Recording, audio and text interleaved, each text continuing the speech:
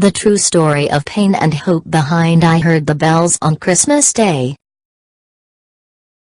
December 21, 2014 by Justin Taylor. In March of 1863, 18-year-old Charles Appleton Longfellow walked out of his family's house on Brattle Street in Cambridge, Massachusetts, and, unbeknownst to his family, boarded a train bound for Washington, D.C., traveling over 400 miles across the eastern seaboard in order to join President Lincoln's Union Army to fight in the Civil War. Charles, b. June 9, 1844, was the oldest of 6 children born to Fanny Elizabeth Appleton and Henry Wadsworth Longfellow, the celebrated literary critic and poet.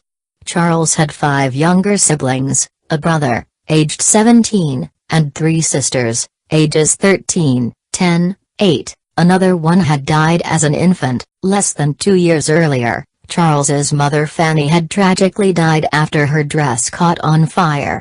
Her husband, awoken from a nap, tried to extinguish the flames as best he could, first with a rug and then his own body, but she had already suffered severe burns.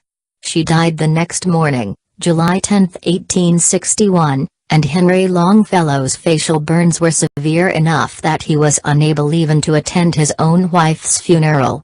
He would grow a beard to hide his burned face and at times feared that he would be sent to an asylum on account of his grief.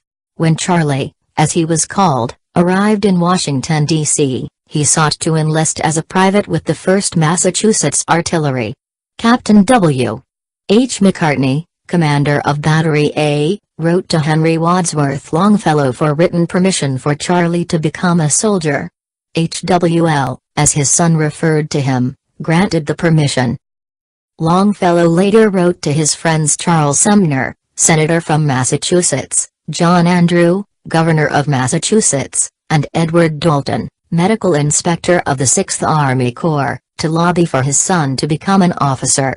But Charlie had already impressed his fellow soldiers and superiors with his skills, and on March 27, 1863, he was commissioned as a 2nd lieutenant in the 1st Massachusetts Cavalry, assigned to Company G. After participating on the fringe of the Battle of Chancellorsville in Virginia, April 30 to May 6, 1863, Charlie fell ill with typhoid fever and was sent home to recover.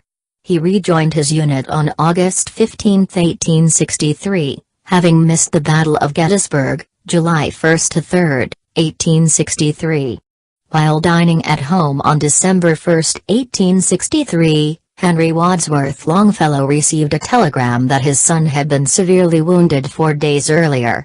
On November 27, 1863, while involved in a skirmish during a battle of the Mine Run campaign, Charlie was shot through the left shoulder, with the bullet exiting under his right shoulder blade.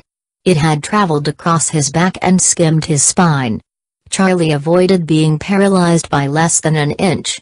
He was carried into New Hope Church, Orange County, Virginia, and then transported to the Rapidan River.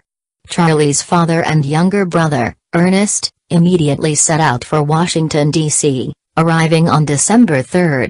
Charlie arrived by train on December 5.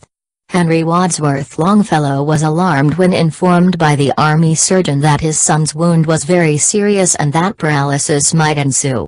3 surgeons gave a more favorable report that evening, suggesting a recovery that would require him to be long in healing, at least 6 months. On Christmas Day, 1863, Longfellow, a 57-year-old widowed father of 6 children, the oldest of which had been nearly paralyzed as his country fought a war against itself, wrote a poem seeking to capture the dynamic and dissonance in his own heart and the world he observes around him. He heard the Christmas bells that December day and the singing of peace on earth, Luke 2:14, but he observed the world of injustice and violence that seemed to mock the truthfulness of this optimistic outlook. The theme of listening recurred throughout the poem, eventually leading to a settledness of confident hope even in the midst of bleak despair. I Heard the Bells on Christmas Day. By Henry Wadsworth Longfellow. I heard the bells on Christmas Day. They're old, familiar carols play. And wild and sweet the words repeat, of peace on earth, goodwill to men. And thought how, as the day had come, the belfries of all Christendom had rolled along the unbroken song of peace on earth, goodwill to men. Till ringing, singing on its way, the world revolved from night to day. A voice, a chime, a chant sublime, of peace on earth, goodwill to men. Then from each black, accursed mouth, the cannon thundered in the south. And with the sound, the carols drowned, of peace on earth, goodwill to men. It was as if an earthquake rent the hearthstones of a continent, and made forlorn the households born, of peace on earth, goodwill to men. And in despair I bowed my head. There is no peace on earth, I said, for hate is strong, and mocks the song of peace on earth, goodwill to men. Then pealed the bells more loud and deep. God is not dead, nor doth he sleep. The wrong shall fail, the right prevail, with peace on earth, goodwill to men.